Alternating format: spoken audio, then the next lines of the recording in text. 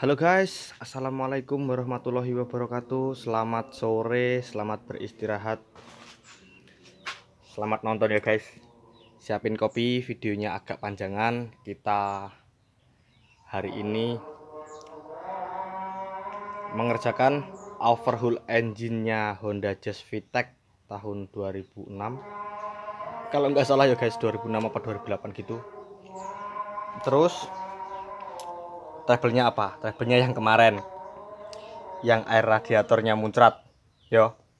Yang air radiatornya muncrat waktu pagi-pagi karena overheat ya guys, overheat, kehabisan sistem pendingin ya, kehabisan air.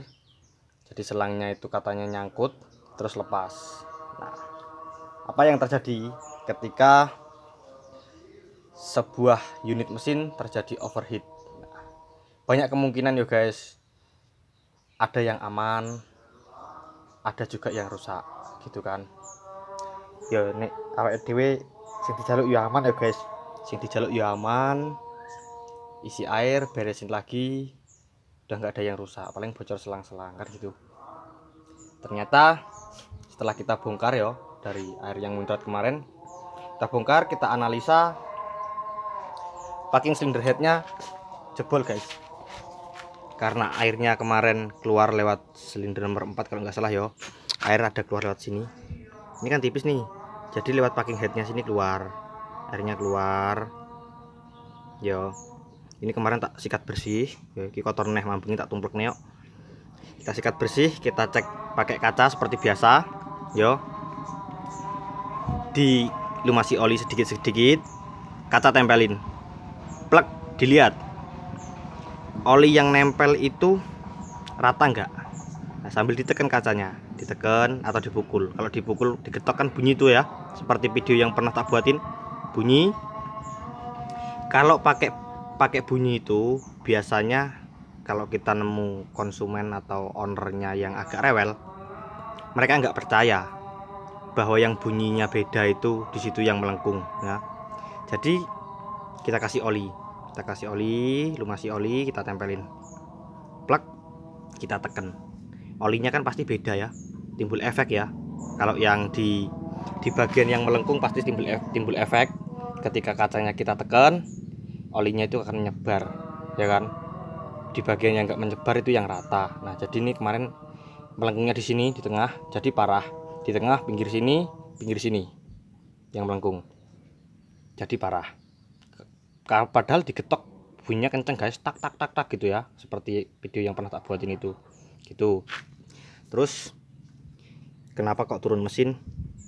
Yo parah kabeh guys, jadi tak duk nih ya kan. Awalnya enggak ada niat buat nurunin, pengen sih owner ngeluarin duit sedikit tapi kerjaan kita beres kan gitu, sama kayak bosnya yo.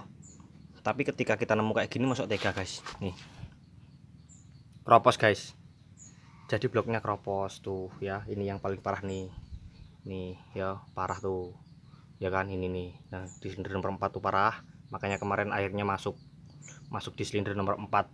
Bener feelingku kan, waktu kita tes airnya nyembur itu feelingku masuk di nomor 4, karena kencengnya itu memang kenceng, tapi kan aku nyetatnya cuman beberapa detik ya. Itu yang nyemburin cuman satu kompresi. Jadi kalau aku statnya panjang, saya tak rasa ya itu cuman gitu-gitu aja rasa apa muncratnya gitu kan, muncrat airnya. Tapi kalau masuk semua, jamin patah setang ya guys. Setangi lo kayak gini. Itu pun kemarin bocornya gede. Kalau bocornya kecil, air masuk keluar ke ruang bakar, waktu kehabisan air malamnya pasti bengkok stangnya ya enggak. Dia apa bahasanya guys, water hammer ya.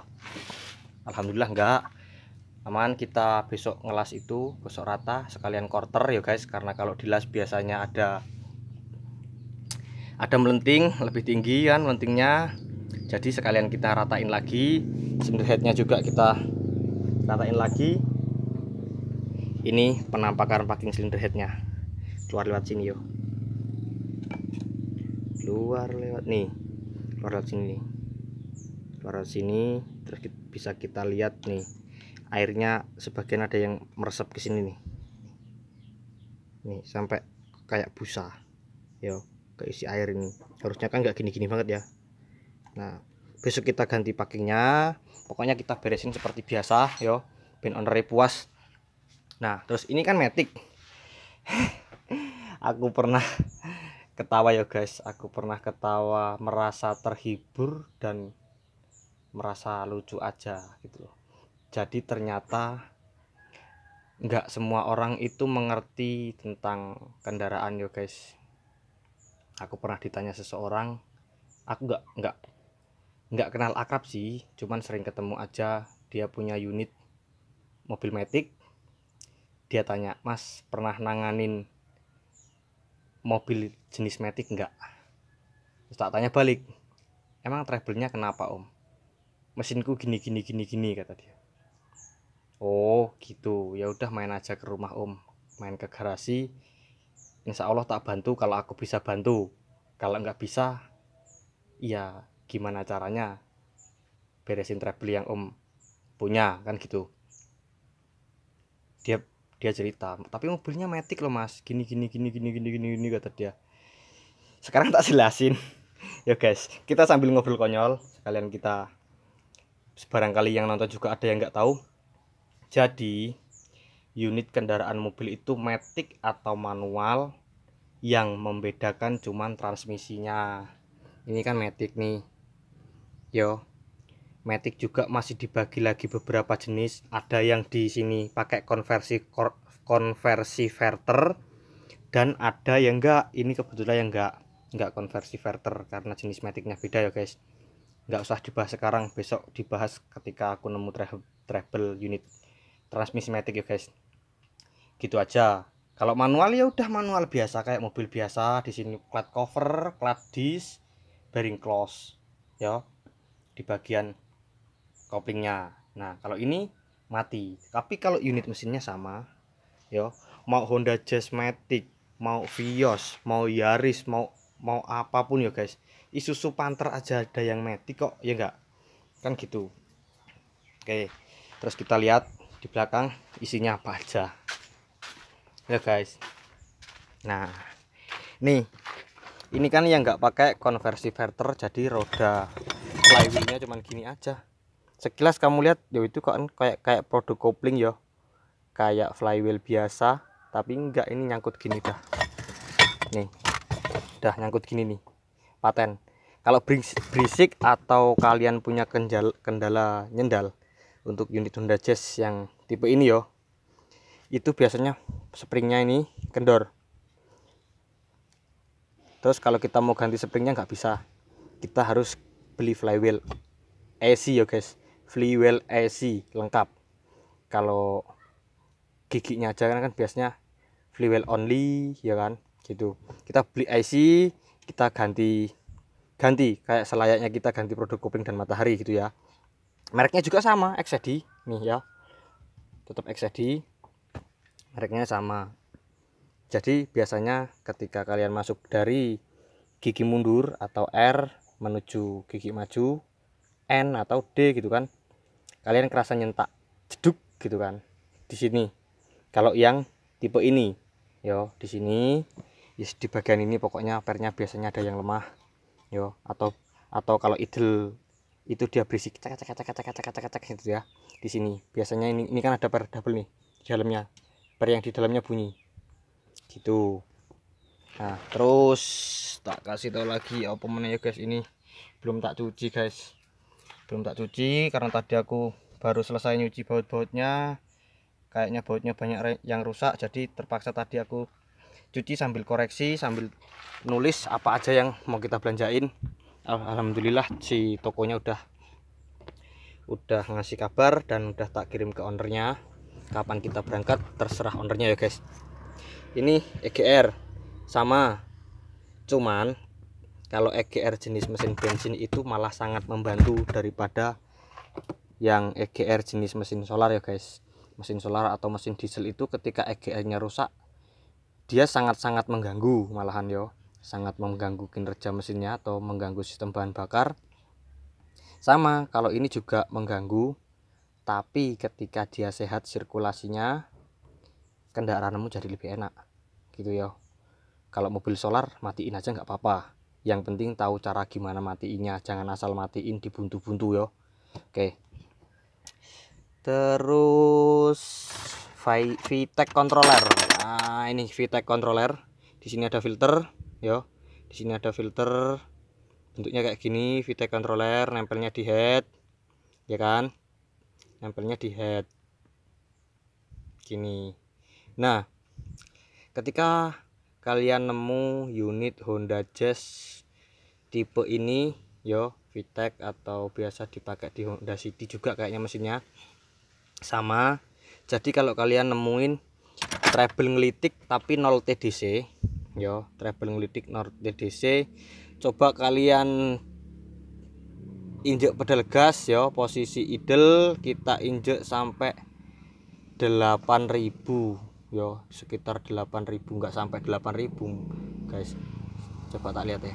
Oh, sekitar 3000 sampai 4000 rpm yo, antara 3000 sampai 4000 rpm. Ada suara beda nggak?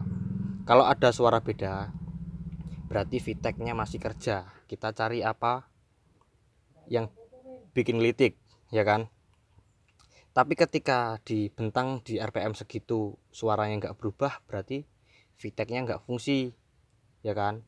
Kenapa VTEC nya nggak fungsi? Ya coba dicek di sini. Biasanya karena oli yang udah kotor ya guys, di filternya ini buntu, jadi nggak ada sirkulasi oli untuk merintahin VTEC. Nah, VTEC sendiri itu perangkatnya ada di sini nih. Kenapa tak tali yo, aku sering lihat kalian tapi yo arep guyu piye yo guys, itu kecerobohan. Nggak apa-apa, itu buat pengalaman kita ya kan. Aku juga dulu pernah seperti kalian yang jadi mekanik, pernah jatuhin pelor VTEC dan nggak tahu tempatnya, tapi alhamdulillah ketemu tempatnya guys. Gini loh, pelor VTEC itu kan di sini nih, di tengah-tengah nih yo, di tengah-tengah nih, cek nih. Nah, ada pelor sama spring ya kan, kayak HLA nih yo. Nih ada pelor sama spring, mirip HLA nya Avanza yang dual VVT-i ya kan, mirip gitu bentuknya. Jadi ketika kalian mau copotin ini, copotin dulu si shaftnya, jangan dipretel yo. Nanti kalau tempatnya kepindah, biasanya kan shaftnya ada yang kemakannya beda, nanti berisik. Kalian setel klepnya udah bener tapi tetap berisik. Nah, copotin dulu shaftnya, angkat pelan, set, tumpukin gini, prek prek prek tali semua, baru cabut yo, biar pelornya nggak jatuh. Siapa tahu yang nyuci bukan kalian, walaupun kalian tahu pelornya letaknya di mana, tapi kalau jatuh hilang kalian mau cari di mana gitu. Nah gitu, jadi antisipasinya gini, ditali yo kayak kepiting rajungan. Aja mbok guyu ngene iki guys. Nah, jadi ini pengalaman biar kita kerjanya itu bisa cepet yo. Kita kerjanya bisa cepet, nggak perlu nyari-nyari itu lagi gitu. Cuman ketika kita mau pasang lagi, nanti kita cek lagi lah kondisinya gimana, masih ada apa enggak kan gitu ya. Jangan lupa cuci bersih. Ini udah kecuci, yang ini belum. Throttle body belum dicuci, terus semua belum dicuci guys. Nunggu sekalian pulang dari belanja ya guys. Nah, kira-kira menunggu guys. Jadi yos, ya guys, ini ki. Oh iya guys, pesan lagi. Ketika kalian bongkar-bongkar unit yang mesinnya gini yo, apalagi overhaul yang mesinnya piye iki, vertikal apa horizontal iki, wis ngono ku yo. Pokoknya mesinnya malang, jangan pernah sisain kabel nempel dimanapun yo. Kan kabel ini ada tempatnya, biasanya ada klem di baut atau di plat gitu kan, ada klemnya. Copotin semua soketnya, singkirin kabelnya gini nih yo, nih sampai bersih kan kabelnya jadi satu. Singkirin kabelnya, jadi kalian waktu narik-narik ini nggak ada kabel yang ketarik atau soket yang keinjek. Jadi kan ini sensornya kelihatan semua, jadi kalian nggak bisa sembarangan ya toh. sensornya biar kelihatan semua. Nah, kalau ada kabel-kabelnya kan kalian nggak lihat sih sensornya di mana. Sikilmu nek sing petakilan kini nginjek satu sensor, ongkos overhaul berapa, kamu gantiin sensor itu berapa ya. Kalau si sensornya itu gampang nyarinya ya toh, kalau susah.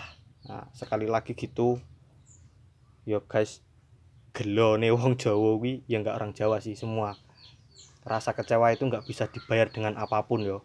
Arep pombok dandani sampai rampung, sampai beres lagi dan gratis, belum tentu orangnya puas ya ora gitu. Ini lagi yo pesenku, cepotin biar kelihatan semua. Nanti ini dicuci, ditunggu nanti waktu perakitan sampai engine running lagi kita rayen yo.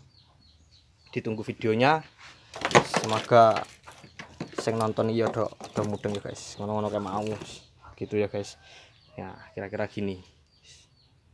Oke guys, sekian dulu dari saya, semoga videonya bermanfaat. Salam dari saya Arif Bayu Wicaksono yang bertugas, salam mekanik desa paling konyol.